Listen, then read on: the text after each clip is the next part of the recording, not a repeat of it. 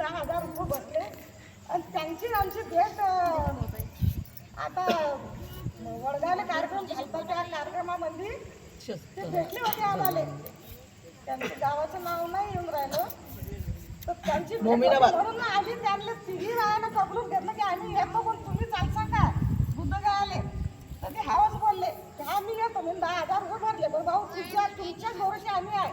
हा म्हणे मी येतो पण ते काय आले नाही. पण आम्ही तिघी बाया हिंमत केली. आमच्या संघात कोणी माणूस नव्हता कोणीच नव्हता. आम्ही तिघीच काय होतं आम्ही तिघीच काय पुरलं. पण बुद्धगावाची यात्रा जर का समजा तुम्ही बसलेले मंडळी घरी असतील त्यांनाही जर का केली तर एवढी भाग्याची आहे ते की आपल्याला कोणतं स्थळ कुठलंच आपल्या कामाचं नाही.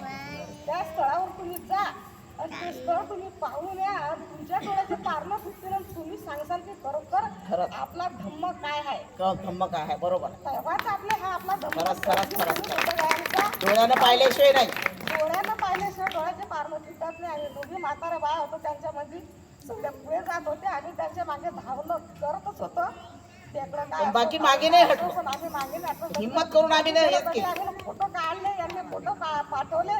त्या जागेचं आम्हाला ध्यान बी नाही आता आहे म्हणा पण ते असं मागे पुढे होते समजा.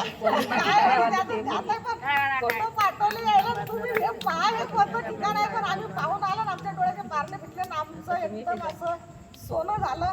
तर तुम्ही बी जा तुमचं एकदम जीवनामध्ये बुद्ध काय करा. बुद्ध काय खरोखर जीवनात आलं तर बुद्ध काय करा.